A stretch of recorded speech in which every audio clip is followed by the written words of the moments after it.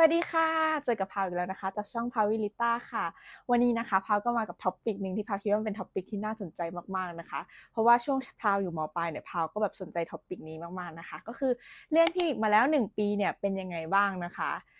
ก่อนที่เราจะเริ่มเข้าสู่ท็อปิกหัวข้อของคลิปนี้นะคะเราก็ต้องเกริ่นก่อนว่าแล้วทำไมพาวถึงเลือกเรียนที่คณะพี่บิ๊กนะคะคณะพี่บิ๊กนะคะหรือว่าชื่อเต็มก็คือคณะวิทยาลัยนานาชาติปรีดีพนมยงค์นะคะซึ่งในคณะพี่บิ๊กนะคะมีอยู่2เอกด้วยกันก็คือเอกไทยแล้วก็เอกจีนนะคะซึ่งพาวเนี่ยเรียนอยู่ใน Chinese Study นะคะหรือเอกจีนนั่นเองโอเคค่ะเหตุผลที่พาวเลือกนะคะก็คือพาวเนี่ยไม่ได้อยากเรียนจีนอย่างเดียวแล้วนะคะซึ่งคณะพี่บิ๊กเนี่ยเลยตอบโจทย์พาวในจุดนี้เพราะคณะพี่บิ๊กเนี่ยเป็นการบูรณาการระหว่างศาสตร์ต่างๆนะคะทางด้านสังคมวิทยารัฐศาสตร์เศรษฐศาสตร์และก็ความสัมพันธ์ระหว่างประเทศนะคะทำให้คณะพี่บิ๊กเนี่ยตอบโจทย์พาวมากๆนะคะนี่ก็คือเป็นเหตุผลหนึ่งที่พาวเลือกเรียนที่นี่ค่ะ ซึ่งอีกเหตุผลหนึ่งที่ทำให้พาวเลือกเรียนที่คณะพีบิกนะคะก็คือคณะพีบิกเนี่ยมี MOU ที่ซึ่งจะสามารถทำให้เราไปเรียนแลกเปลี่ยนที่จีนได้เป็นระยะเวลา1 เทอมด้วยกันนะคะซึ่งมีแต่มอดังๆทั้งนั้นเลยนะคะที่เราสามารถเลือกได้อันนี้ก็เป็นเหตุผลคร่าวๆนะคะว่าทำไมพาวถึงเลือกเรียนที่นี่แล้วเข้าสู่ท็อปิกกันว่าโอเคแล้วเราเรียนมาแล้ว1 ปีเนี่ยเป็นยังไงบ้างนะคะโอเคงั้นเราก็ไปเริ่มหัวข้อแรกที่พาวคิดว่าทุกคนเนี่ยน่าจะอยากรู้เป็นอันดับแรกนะคะก็คือเรียนแล้วเนี่ยเป็นยังไงบ้างเหมือนที่คิดไหมนะคะก็คืออันเนี้ยพาวรู้สึกว่าทุกคนน่าจะอยากรู้แล้วตัวพาวตอนมปลายเนี่ยก็น่าจะอยากรู้เหมือนกันนะคะถ้าถามเป็นตัววิชาเนี่ยแบบยากง่ายแบบต่างจากที่คิดไว้ไหมนะคะก็คือต้องบอกว่าตอนเข้ามาแรกๆเนี่ยค่อนข้างจะท้าทายสำหรับพาวทุกวิชาเลยค่ะเพราะว่าด้วยความที่พาวเนี่ยเป็นคนแบบไม่ได้เก่งภาษาอังกฤษแล้วก็ภาษาจีนมากนะคะในช่วงแรกๆที่เข้ามาทำให้ช่วงเข้ามาแรกๆเนี่ยพาวต้องปรับตัวเยอะมากในคลาสเนี่ยบรรยากาศก็คือเหมือนที่พาวบอกก็คือถ้าสมมติคาบนี้เป็นอังกฤษก็จะเป็นอังกฤษยาวไป3 ชั่วโมงถ้าคาบนี้เป็นเรียนจีนส่วนใหญ่ก็จะเป็นจีนยาวไปแล้วก็มีอังกฤษแทรกบ้างนะคะ แรกๆเนี่ยพาวก็อาจจะแบบมีงงๆอะไรเงี้ยแต่พอพาวเรียนไปเรื่อยๆพาวปรับตัวแล้วพาวรู้สึกว่าการสกิลการฟังภาษาอังกฤษแล้วก็ภาษาจีนพาวเนี่ยดีขึ้นมากจริงๆนะคะจากการที่แบบเรียนอย่างเงี้ยแบบยาวๆไปแล้วก็ต่อมาพาวคิดว่าทุกคนน่าจะอยากรู้กันก็คือเรื่องตัดเกรดส่วนใหญ่นะคะวิชาที่พาวเจอก็คือจะอยู่ที่ประมาณ90ค่ะถ้าเป็นตัววิชาภาษาจีนฟังแล้วอาจจะรู้สึกว่ามันดูโหดใช่ไหมคะใช่ค่ะตอนพาวฟังครั้งแรกพาวก็ตกใจเหมือนกัน แต่ว่าเพราะว่าการตัด A ที่90เนี่ยนะคะพาวรู้สึกว่ามันเป็นอะไรที่ดีสำหรับพาวมากเพราะด้วยความที่เกรดมันสูงมากใช่ไหมคะมันทำให้พาวต้อง improve ตัวเองมากๆๆๆๆในการทำและสิ่งที่พาวเห็นได้ชัดจากตัวเองก็คือจากวันแรกที่พาวเริ่มเรียนที่เนี่ยจนมาวันเนี้ยภาษาอังกฤษแล้วก็ภาษาจีนของพาวในวันเนี้ยค่ะดีขึ้นแบบก้าวกระโดดมากจริงๆนะคะในระยะเวลาแค่ประมาณแค่ไม่ถึง1 ปีพาวเลยรู้สึกว่ามันเป็นข้อดีสำหรับพาวมากๆนะคะในการที่พอเกรดมันตัดสูงพาวเลยรู้สึกว่าพาวต้องพัฒนามากขึ้นพาวเลยต้องแบบพุชตัวเองมากขึ้นมันก็เลยทำให้แบบสกิลของพาวก็เพิ่มสูงขึ้นมากๆด้วยนะคะแต่ว่าพาวเห็นพัฒนาตัวเองแบบได้ชัดมากเหมือนแบบอย่างอ่านตัวจีนอย่างเงี้ยเมื่อก่อนเวลาให้พาวอ่านบทความอย่างเงี้ยพาวเป็นคนอ่านตะกุกตะกักมากแบบโอ้โฮแบบสุดๆอะแต่พอพาวมาดูอันเนี้ยพาวอ่านคล่องขึ้นมากๆจากแบบเมื่อก่อนที่แบบแบบพาวเห็นผลได้ชัดมากในระยะเวลาไม่ถึง1 ปีพาวรู้สึกว่าอันนี้เป็นข้อดีสำหรับพาวค่ะแล้วก็อีกเรื่องหนึ่งที่พาวคิดว่าคนน่าจะอยากรู้กันนะคะก็คื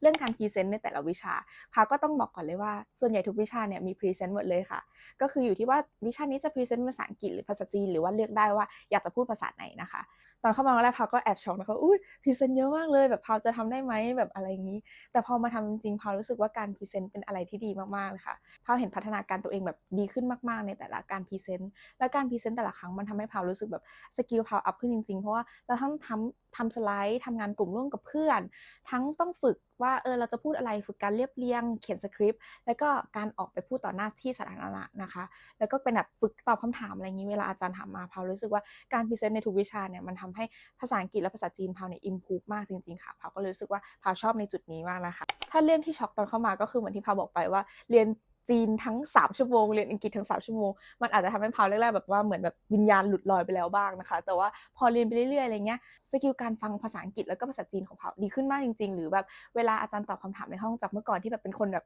อายมากไม่กล้าตอบอะไรอย่างเงี้ยตอนเนี้ยก็คือดีขึ้นมากๆนะคะแบบว่ากล้าแบบมีการแสดงความคิดเห็นมากขึ้นกล้าพูดมากขึ้นพาวรู้สึกว่าสกิลพัฒนาขึ้นมากจริงๆค่ะเรื่องต่อมานะคะที่พาวคิดว่าทุกคนเนี่ยน่าจะอยากรู้กันก็คือสังคมใน PBIC ที่พาวเจอเนี่ยเป็นยังไงบ้างนะคะพาวก็ต้องขอเกริ่นก่อนเนาะว่าอันนี้มันเป็นแบบประสบการณ์แต่ละบุคคลน่ะของพาวอะพาวเจอคือแต่ละคนแบบน่ารักมากทั้งเพื่อนๆรุ่นพี่รุ่นน้องที่พาวเจอแบบทุกคนน่ารัก friendly เป็นกันเองมากอะไรเงี้ยเพื่อนๆแบบมีอะไรก็คือช่วยเหลือกันตลอดนะคะ ทั้งที่แบบเพื่อนในกลุ่มเดียวกันแล้วก็เพื่อนในคลาสทั้งหมดเนี่ยทุกคนแบบช่วยเหลือพาวหมดเลยนะคะแบบน่ารักมากคือนอกจากเพื่อนในคลาสหรือเพื่อนในกลุ่มเนี่ยเพื่อนแบบว่าที่เป็นทั้งเอกไทยเอกจีนอย่างเงี้ยรู้จักกันคือทุกคนสำหรับพาวคือทุกคนน่ารักแล้วก็เฟรนลี่มากๆแบบพาวรู้สึกว่าพาวโชคดีนะคะแบบได้เจอคนดีๆทั้งนั้นเลยนะคะและนอกจากเพื่อนๆจะน่ารักและเฟรนลี่มากๆคือทุกคนเก่งมากทุกคนแบบคือทุกคนเก่งสุดๆแบบพอเข้ามาอยู่ตรงเนี้ยพาวรู้สึกว่าเฮ้ยแบบมีแต่คนเก่งๆมันทำให้พาวรู้สึกว่าเราอยาก improve พัฒนาตัวเองมากขึ้นนะคะเพราะว่าเวลาเราเห็นแบบเพื่อนเก่งๆอะไรเงี้ยเราก็รู้สึกอุ๊ยเขาเก่งจังเลยแบบอยากทำได้เหมือนเขาบ้างนะคะพาวเลยรู้สึกว่า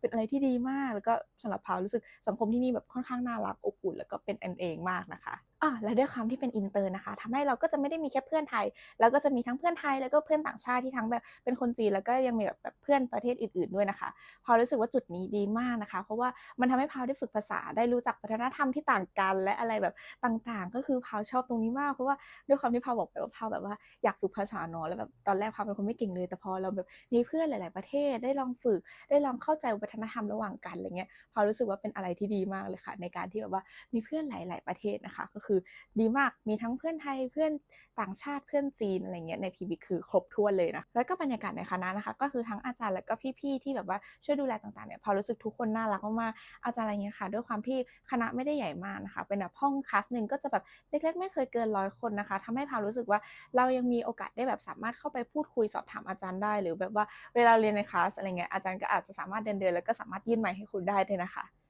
หัวข้อต่อมานะคะเป็นสิ่งที่พาวคิดว่าทุกคนก็น่าจะอยากรู้ไม่แพ้กันเลยก็คือแล้วชีวิตประจำวันของพาวเนี่ยเป็นยังไงบ้างนะคะพาวก็ต้องเริ่มเรื่องก่อนนะคะว่าชีวิตประจำวันเนี่ยขอเริ่มที่ตารางเรียนก่อนว่าตารางเรียนมันแน่นมากไหมเรียนหนักมากหรือเปล่าตารางเรียนของพาวในช่วงปี1เนี่ยพาวรู้สึกว่ากำลังดีเลยนะคะก็คือพาวเรียนอยู่6ตัวด้วยกันแต่เรียนทั้งหมด4วันค่ะก็คือจะมี2วันที่เรียน2ตัวแล้วก็อีก2วันที่เรียน1ตัวค่ะโดยแต่ละคาบเนี่ยจะอยู่ที่ประมาณ3ชั่วโมงนะคะซึ่งใน3ชั่วโมงเนี้ยอาจารย์ก็ไม่ได้สอนเต็มนะทุกคนอาจารย์ก็มีแบบเบรกบ้างอะไรเงี้ยคือถ้า3ชั่วโมงก็มันอาจจะเลิศเกินไปหน่อยอะไรอย่างงี้ก็คือพาวรู้สึกว่าก็กำลังดีอาจจะเหนื่อยนิดนึงแต่ก็ไม่ได้เกินความสามารถทุกคนแน่นอนเชื่อพาวเพราะว่าพาวทำมาแล้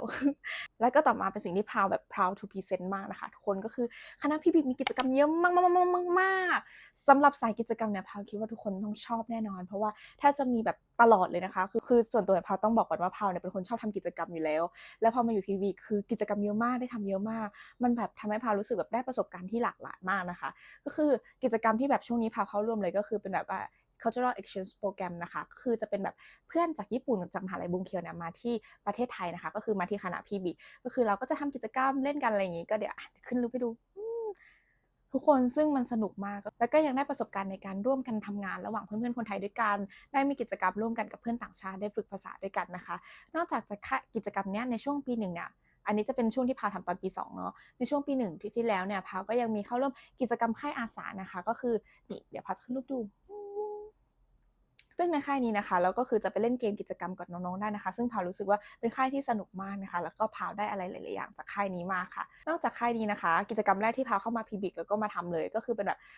TA นะคะก็คือไปสอนภาษาไทยให้เพื่อนต่างชาติอันนี้คือสนุกมากทุกคนเพราะว่าแบบว่าพาวเข้ามาตอนนั้นยังไม่ค่อยมีเพื่อนเนาะพอเข้ามาแล้วก็ตื่นเต้นภาษาอังกฤษเรายังไม่เก่งแต่เราก็ยังอยากมีเพื่อนพอพาวไปทำพาวก็รู้สึกว่าปลดล็อกอะไรอย่างงี้แบบได้ลองทำอะไรใหม่ๆนะคะก็คือสนุกเหมือนกันอันนี้คือจริงๆมันมีเยอะมากกว่านี้มากๆนะคะกิจกรรมแต่คือถ้าจะขึ้นให้หมดมันก็อาจจะแบบเยอะเกินอะไรอย่างงี้ก็คือพาวก็เลยแนะนำว่าลองประสบการณ์เองหรือเปล่าจากที่นี่เพราะว่ามันสนุกจริงๆนะคะพาวรู้สึกว่ากิจกรรมสนุกมากแล้วก็แบบเพื่อนก็แบบน่ารักเป็นกันเองรู้จักพอเราไปทำกิจกรรมเนี้ยเราก็จะได้ทั้งรู้จักทั้งรุ่นพี่รุ่นน้องแล้วก็ได้ทำกิจกรรมกับเพื่อนเรามากขึ้นนะคะพาวรู้สึกว่าแบบสนุกมากๆสายกิจกรรมต้องมาลองแล้วค่ะต่อมาก็ขอพูดถึงเรื่องบรรยากาศแบบพวกห้องเรียนหรืออะไรต่างๆนะคะแบบพาวจะบอกว่าห้องเรียนห้องน้ำที่ PBIC คือสะอาดมากๆทุกคนห้องน้ำแบบไม่เคยสกปรกเลยคือสำหรับพาวรู้สึกว่าสะอาดสวยแบบเรียบร้อยตลอดในส่วนของห้องเรียนนะคะก็คือตึกเราจะเป็นแบบอยู่บนโรงอาหารเลยเนาะก็คือสามารถแค่ขึ้นมาบันไดชั้นเดียวแล้วก็เดินเรียนได้แบบฟินๆทุกคนก็คือไม่ต้องเดินขึ้นเยอะไม่ต้องขึ้นบันไดเยอะคือพาวแฮปปีจุดนี้มากก็คือแค่อยู่ที่ว่าห้องเราจะอยู่ตรงไหนนะอะไรเงี้ยก็เดินเอาหรือว่าแบบหิวเมื่อไหร่ก็ลงไปข้างล่างเพราะว่าข้างล่างก็คือโรงอาหารคืออันนี้แอบฟินคือชอบส่วนตัว I love การ eating อยู่แล้วเนาะ แล้วนอกจากนี้คณะเราก็ยังมีตู้กดน้ำต่างๆด้วยเนาะก็คือแต่ละจุดบริเวณเนี่ยก็จะมีแบบตู้ให้ไปกดน้ำเพราะฉะนั้นก็คือเหมาะสำหรับเวลาเราเอากระติกน้ำมันไม่ใหญ่มากอะไรเงี้ยแล้วก็มากดน้ำกินได้เลยมีทั้งน้ำร้อนน้ำเย็นนอกจากนี้เนี่ยก็ยังคณะพี่บิ๊กเนี่ยมีเล้าเยอะมากนะทุกคนก็คือเหมาะอย่างคนแบบพาวมากคือพาวไปเช้ามากอะไรเงี้ยมีเล้าก็คือแบบเราก็ไปนั่งตากแอร์นั่งทำการบ้านอะไรเงี้ยชิลๆก็มีทั้งเป็นโซนที่แบบอยู่ด้านบนนี่ก็คือจะเห็นวิวแม่น้ำเจ้าพระยานะคะหรือว่าจะเป็นด้านล่างที่พาวชอบนั่งก็จะเป็นนี่ เป็นโซนนี้ก็คือเงียบๆพาวชอบแบบสงบมากหรือจะเป็นเล้าอีกที่หนึ่งนะคะก็คือเล้าออฟฟิศตรงนี้ฟึบอันนี้เราจะแบบมีเน้นจัดกิจกรรมอะไรเงี้ยก็จะจัดที่นี่นะคะซึ่งพาวก็รู้สึกว่าทุกคนต้องมาลองมันบรรยากาศดีมากฟีลดีสุดๆเลยค่ะหัวข้อสุดท้ายนะคะก็คือเป็นการแนะนำสำหรับคนที่อยากมาเรียนในคณะพี่บิ๊กนะคะถ้าเป็นการแนะนำสำหรับพาวอย่างเงี้ยพาวรู้สึกว่าถ้าพาวย้อนเวลากลับไปได้ก่อนจะมาเรียนอะไรเงี้ยพาวอาจจะอยากให้ตัวเองอะฝึกฟังภาษาจีนแล้วก็ภาษาอังกฤษมากขึ้นเพราะว่าเหมือนที่พาวเล่าให้ฟังว่าตอนแรกสิ่งที่พาวช็อกมากก็คือทุกคนพูดจีนทุกคนพูดอังกฤษหรือว่าเรียนก็คือคลาสนี้เป็นอังกฤษจีนแบบทั้งคลาสเลยมันเลยอาจจะทำให้ช่วงแรกๆเนี่ยพาวต้องปรับตัวเยอะนิดนึงพาวรู้สึกว่าถ้าอยากจะแนะนำอะไรบอกตอนน้องๆได้ก็เลยอยากให้แบบฝึกฟังอะไรอย่างนี้มาเยอะๆนะคะตอนเข้ามาจะได้ไม่ต้องปรับตัวเยอะมากเหมือนพาวเนาะโอเคค่ะทั้งหมดนี้ก็จบไปแล้วนะคะสำหรับการรีวิวประสบการณ์1ปีที่พีบิกเนี่ยของพาวเนี่ยเป็นยังไงบ้างคะก็ต้องเกริ่นกันว่าทั้งหมดเนี่ยเป็นประสบการณ์ส่วนตัวของพาวนะคะแต่ละคนก็อาจจะพบเจออะไรไม่เหมือนกันแต่อันนี้ก็คือเป็นเรื่องส่วนตัวของพาวนะคะที่พาวรู้สึกว่าเราเล่ามาแชร์ต่อให้กับรุ่นน้องหรือว่าคนที่สนใจคณะที่พาวเรียนอยู่นะคะหวังว่าคลิปนี้จะเป็นประโยชน์กับทุกคนนะคะหรือถ้าทุกคนมีอะไรอยากสอบถามเพิ่มเติมหรือว่ามีอะไรอยากรู้ข้อเพิ่มเติมก็สามารถคอมเมนต์ทิ้งไว้ด้านล่างหรือว่าอยากถ้าสอบถามกันเป็นการส่วนตัวเนี่ยก็สามารถทักมาใน IG นี้ได้นะคะชื่อนี้เลยโอเควันนี้ก็ขอไปก่อนนะคะบ๊ายบาย